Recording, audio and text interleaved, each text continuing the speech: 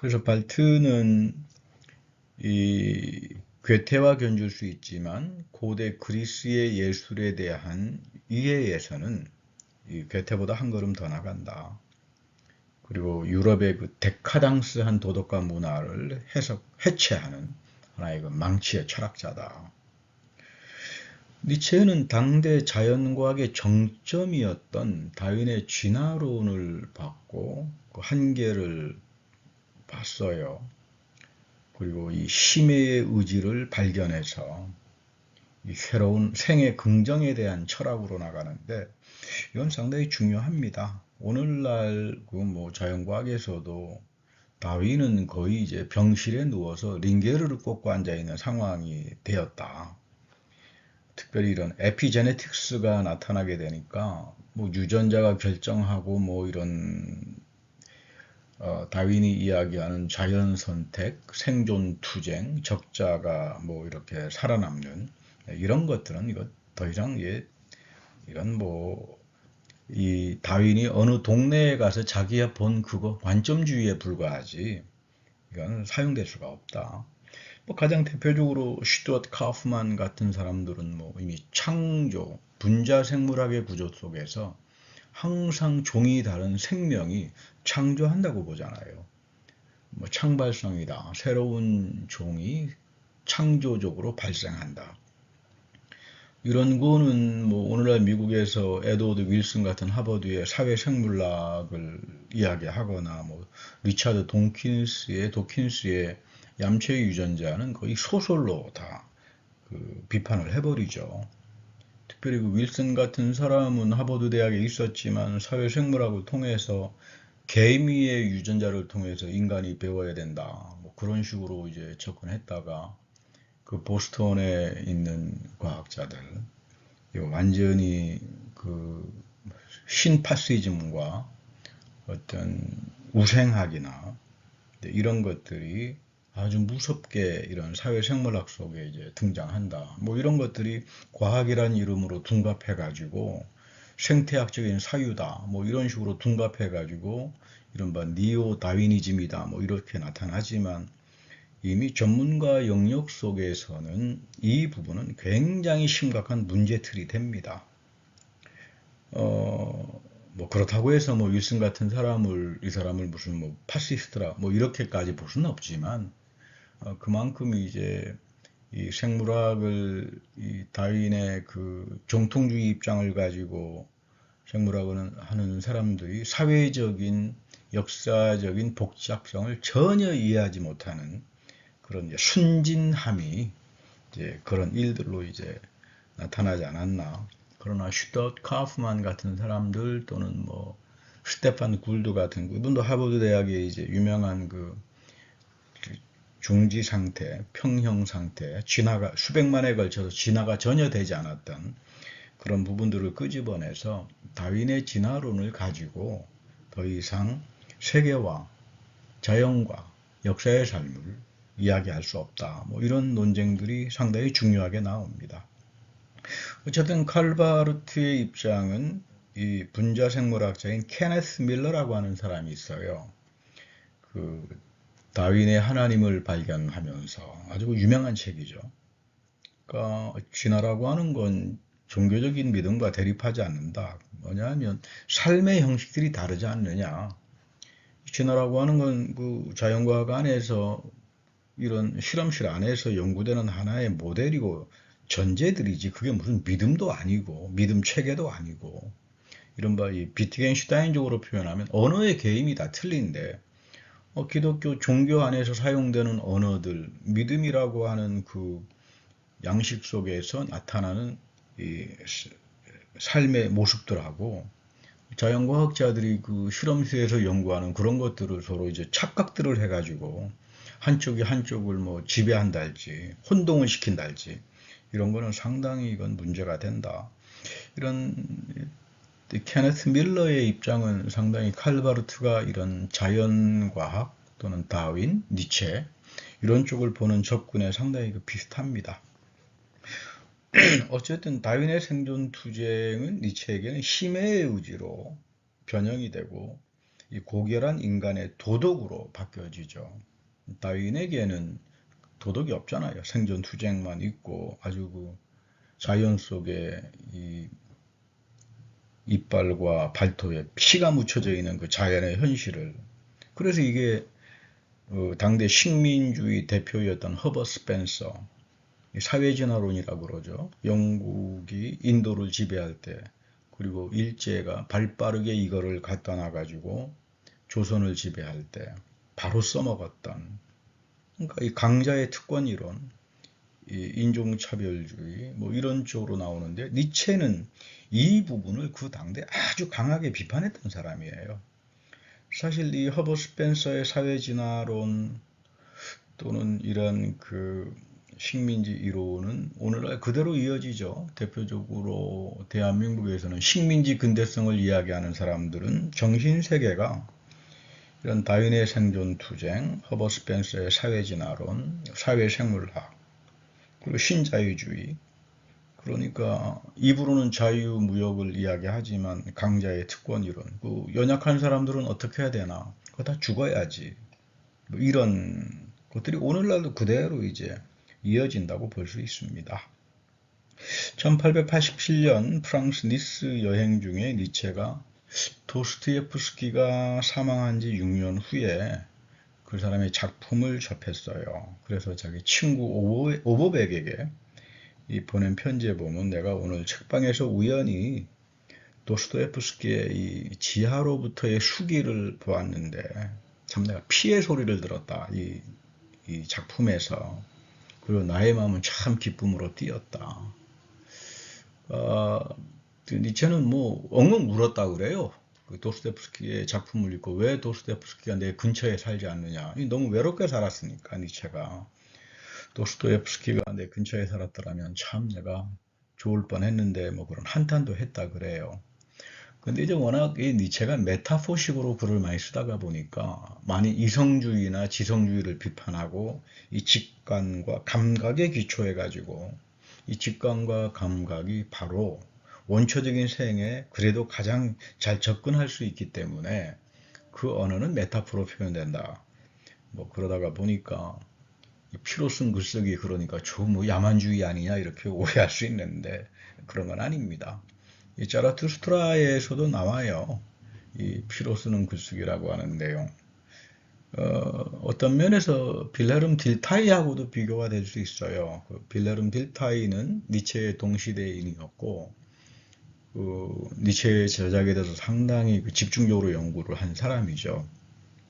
딜타이는 역사이성을 이야기합니다. 칸트랄지, 로크랄지, 데이빗 흉 이런 사람들의 인식 이성에는 실제로 살아있는 피가 흐르지 않는다. 뭐 인간은 역사 속에서, 사회 속에서 투쟁도 하고 고민도 하고 하는 그런 복잡한 충동적인 삶들이 있잖아요.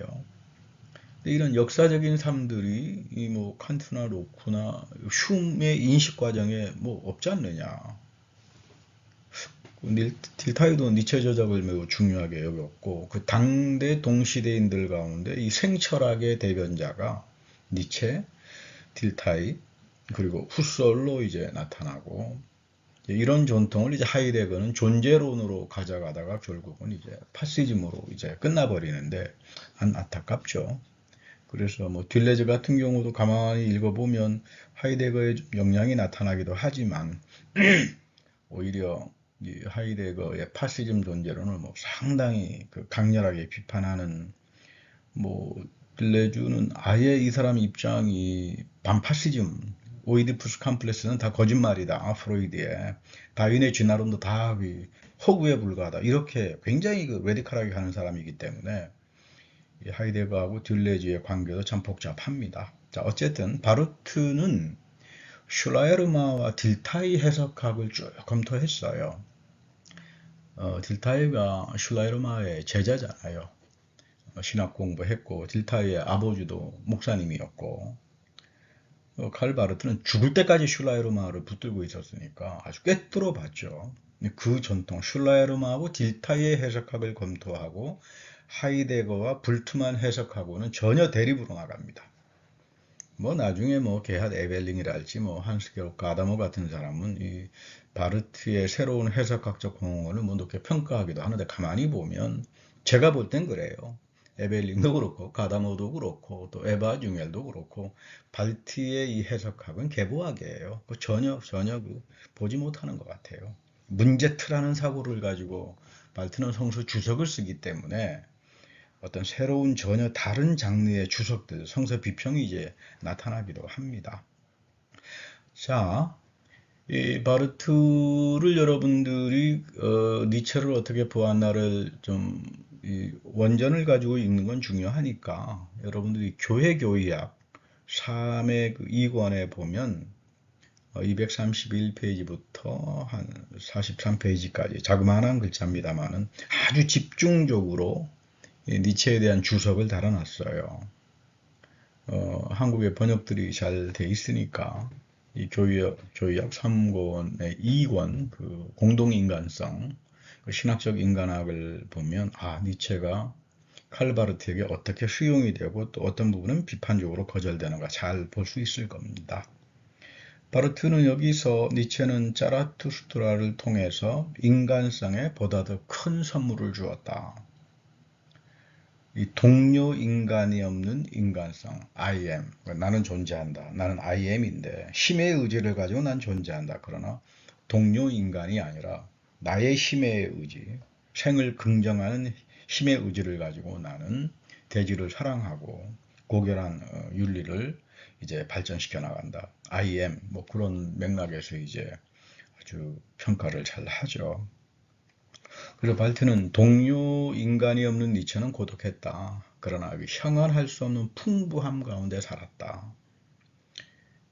니체의 인간성은 끊임없는 자기 극복이고 우리 기독교식으로 표현하면 메타노이아잖아요. 끊임없는 자기 극복이고 반성이고 그런 면에서 니체는 다이너마이트였다.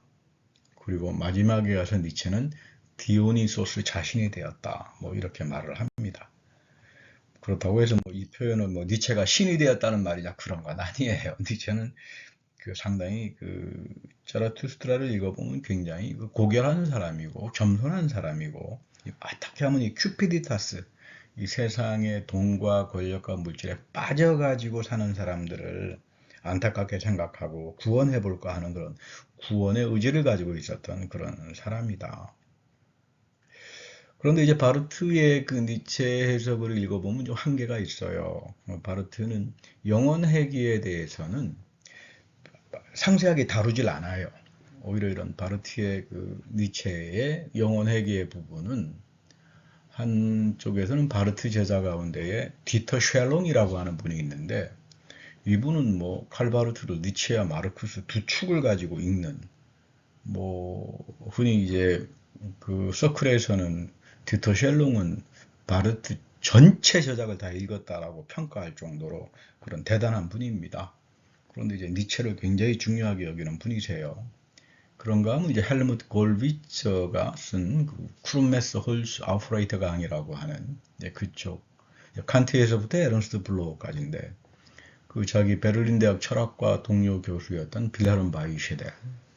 이 빌헤른 바이셰델은 하이데거 니체 전문가죠. 하이데거 파시즘 때문에 이제 니체로 돌아선 분인데 그분하고 이제 대화도 오랫동안 하고 공동작도 하면서 아주 그 니체를 굉장히 상세하게 다뤄놨어요. 그래서 오늘 이 파트는 이 바르트의 한계 영혼 회귀를 좀 코멘타를 좀 할 필요가 있다. 그리고 또 제 자신이 현상학적으로 니체를 읽으면서 그 니체에 대한 또 이해를 가지고 있으니까 잠시 좀 소개를 하려고 합니다. 이 원래 영혼 회귀라고 하는 말은 그 니체의 우상의 황혼의 그 마지막 부분에 가면 나는 고대인들에게 어떤 것을 비추고 있는가 거기에 잘 나와요. 내가 고대 그리스인들에게 사상적으로 큰 빚을 지었다. 진정한 삶의 총체성이라고 하는 것은 여성의 출산에 기초한다. 그러니까 섹슈얼리티 속에서 생의 신비를 보았죠. 이것이 삶의 의지이며 영원회귀다. 그러니까 영원회귀는 생이 반복되고 차이를 지면서 우리에게 이어지잖아요. 그러니까 이건 형이상학이 아니에요. 사실주의적으로 본 거예요. 힘의 의지를 기초로 해서, 물론 이제 하이데거는 이거 뭐 이제 형이상학이다. 그래서 니체는 마지막 형이상학자다. 이런 식으로 폄하를 하고, 자기야말로 이제 존재론적으로 형이상학을 극복한 사람이다. 이렇게 말을 하는데 글쎄 그게 맞는지 모르겠어요. 니체에게는 생은 영원히 출산을 통해서 회귀한다. 뭐 우리 이 지구가 멸망하기까지는 여러분들 생육하고 번성하잖아요. 영원한 삶에서 미래가 과거 안에서 예고되고 미래에도 앞으로 계속 생은 이어지지 않겠나. 그러면서 이 생 앞에서 우리는 거룩해진다. 그러니까 힘의 의지를 기초로 한 사실주의적 해석이 영혼회귀지, 이게 무슨 뭐 영혼 윤회랄지 무슨 영혼 주기설이랄지 그런 거하고는 이제 좀 거리가 멀다. 그러니까 영혼회귀는 반복되는 생에 대한 긍정이며 죽음과 변화에 대한 승리를 이제 말한다. 그래서 이 발터 카우프만 60년대에 미국에서는 니체 해석에 완전히 새로운 돌파구를 이제 마련했죠. 독일 출신의 사상가인데 니체를 이제 전집을 아주 중요하게 새롭게 번역을 하고, 그분의 이제 그 니체 그 컬렉션에 보면 니체의 몸 상태는 비참할 정도로 허약했고 수많은 질병에 시달렸지만 이 영혼회귀에 대한 힘의 의지를 통해서 이 자신의 몸을 긍정하고 살았던 그런 사람이었다. 참 이런 걸 보면 참 숙연해지죠. 어떤 무슨 이상한 영혼회귀랄지 뭐 그 영혼 윤회를 이야기하는 게 아니라 자기 몸을 긍정하는 태도, 자기의 신체를 긍정하는 태도, 그것이 우리가 생으로부터 주어진 거니까, 이것이 영원히 반복되니까 내가 고난 속에 있든 내가 아픔 가운데 있든 나의 몸과 내 생은 긍정하고 살아가자. 뭐 이런 태도, 참 훌륭한 태도라고 볼 수 있죠. 들레즈는 니체와 철학이라고 하는 아주 유명한 책을 썼습니다. 그래서 영혼회귀를 차이와 반복으로 해석했는데 뭐 훌륭한 해석인데 저는 좀 이상해요. 왜 그러냐 하면 이 둘레즈는 베르그송의 형이상학을 엄청 영향받은 사람이에요. 그러니까 니체나 또는 스피노자에 대한 저작을 쓰기 전에 아주 뭐 베르그송에 훅 빠져가지고, 베르그송을 좀 아시는 분들은 베르그송은 과거는 영원한 과거예요. 과거 존재론이죠. 이 영원한 과거는 순수 지속을 통해서 나의 현재에 같이 공존을 해요. 그러니까 모든 것들은 다 과거 복귀, 엘랑비탈이라고 하는 건 다 과거로 복귀해서 그 영원한 과거가 차이를 가지고 반복하면서 나타난다. 그런 맥락에서 보면 이분의 들레즈의 니체 해석은 사실주의적이라기보다는 베르그송의 형이상학인 이런 잠재성의 어떤 그 존재론, 거기서 이 영원한 과거가 반복되면서 현재에 접해져서 차이의 그 변형태로 나타난다. 이런 형이상학적인 그 냄새가 상당히 강하게 깔려 있어요. 그리고 두 번째, 들레즈의 니체 철학에서 가장 큰 약점은 이 디오니소스와 초인의 고결한 윤리를 제대로 연결시키지 못해요. 이게 이제 들레즈의 참 큰 약점이다. 그러나 훌륭한 책이에요. 들레즈의 니체와 철학은. 그러나 사회학을 하거나 공공신학으로 가는 사람들은 좀 거리를 둡니다.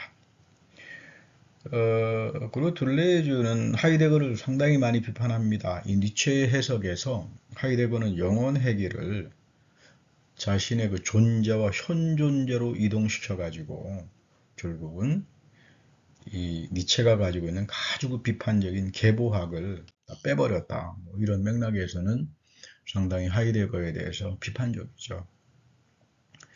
어쨌든 니체에게서 디오니소스는 여인의 출산에서 해산에서 상징이 되고 이 창조의 영원한 기쁨이 존재한다. 이거 긍정할 수 있는 기쁨들이라고 하는 거죠. 그 여인의 출신은 거룩한 거다.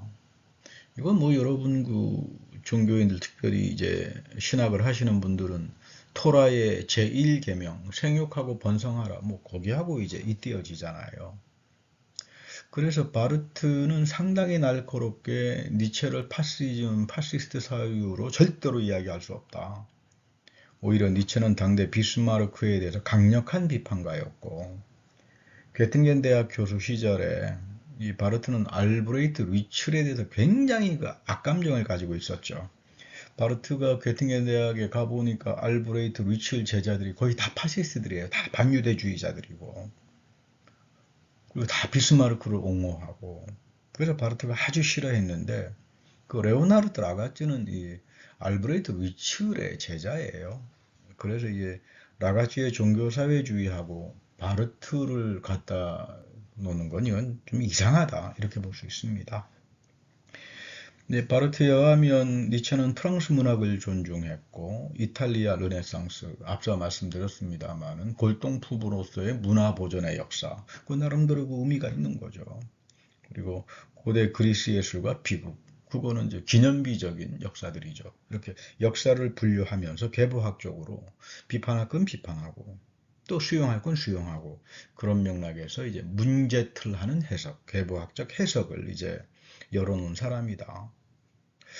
그래서 니체는 기독교 비판을 통해서 복음의 의미를 가르친 사람이고 기독교는 복음에 대한 어떤 근본적인 실천이다. 그래서 칼바르트는 니체는 윤리학자라고 봅니다. 이런 디오니소스적인 생애 원리가 있고 또 이것이 귀족 도덕이라고 하는, 이 귀족이라고 하는 거 꼭 귀족이라고 볼 필요는 없어요. 하나의 유형이라고 볼 수 있는 겁니다. 그리고 초인의 고결한 어떤 그 도덕 그 이상과 구원에 대한 모티브. 그래서 디오니소스, 짜라투스트라는 이 자기 극복의 메타노이아고 십자가에 달리신 예수하고의 언제든지 이제 대화의 가능성을 열어놓는다. 자, 이까지입니다. 그러나 이제 바르트가 또 신학자로서 뭐 대신학자니까 질문이 있죠. 니체는 인간의 경멸을 가장 큰 위험으로 간주했다. 그래서 인간을 구원하려고 하는 의도, 망치로 돌멩이 인간을 부수듯이 그 안에 어떤 갱신된 희망을 이제 봤다. 그래서 선악을 넘어선다. 그러나 이 선악을 넘어선다는 게 무도덕, 도덕이 없는 건 아니다.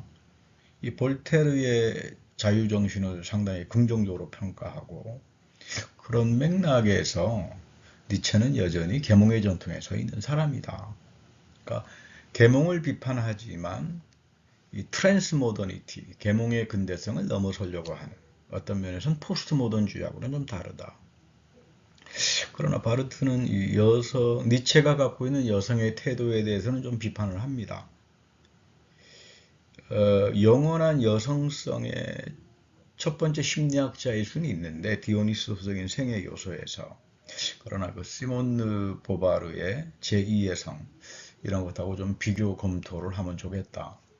그 교의학 3회 2권에서 바르트는 상당히 그 사르트르하고 그 시몬느 보바르의 그 세컨드 섹스 제2의 성을 아주 그 중요하게 읽었고 모든 남성 신학자들은 이 보바르를 읽고 반성을 좀 할 필요가 있다 이런 말을 합니다만은 그런데 바르트는 과연 이런 인간성의 위기에 처해 있던 비스마르크 시대에 그 민주주의가 뭐 그렇게 돼 있었나 그 당대 다 그 군주제들이 그냥 다 장악하던 시대인데 그렇게 그 민주주의를 어떤 가축대, 무리대의 노예도덕이라고 볼 수 있겠나? 그때 과연 민주주의가 뭐가 있었나 제대로 된 게.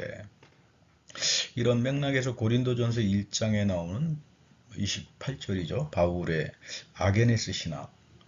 다 그 사회에서 밀려나가고 억압당하고 이런 자들에 대한 이 바울의 연대 신학이 과연 노예도덕이라고 하는 말로 평가가 될 수 있느냐. 사실 노예라고 하는 건 이런 겁니다. 노예도덕이라고 하는 말은 어떻게 하면 상대방을 음모를 꾸며가지고 쓰러뜨려서 이용해서 남을 다시 말하면 아주 그 공경에 빠뜨리는 올무에 빠뜨리는 그런 탐욕스러운 존재들.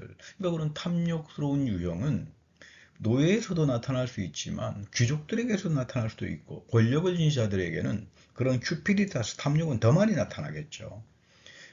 그런 맥락에서 이제 니체가 귀족과 노예 도덕이라고는 이항으로 대립시켜서 유형을 한 거는 조금 이제 문제가 있다. 비스마르크 당대 민주주의는 1848년도 3월 혁명이 실패로 끝났고 독일은 오히려 더 군주제로 강화가 되었죠. 그리고 비스마르크 시대에 거치면서 참담하게 비스마르크 시대의 베를린 컨퍼런스를 통해서 그 자유 콩고 국가가 한 1,000만 명의 그 사람들이 대학살을 당하는 그 엄청난 비극. 여기 무슨 뭐 민주주의하고 뭐 사회주의가 있겠나. 오히려 사회주의는 그거를 위해서 투쟁하고 싸웠던 사람들인데 역사사회학적으로 좀 사회적인 내용으로 계보학이라고 하는 건 좀 더 이제 좀 채워질 필요가 있다. 기독교의 도덕은 인간성을 과연 부패시키는가?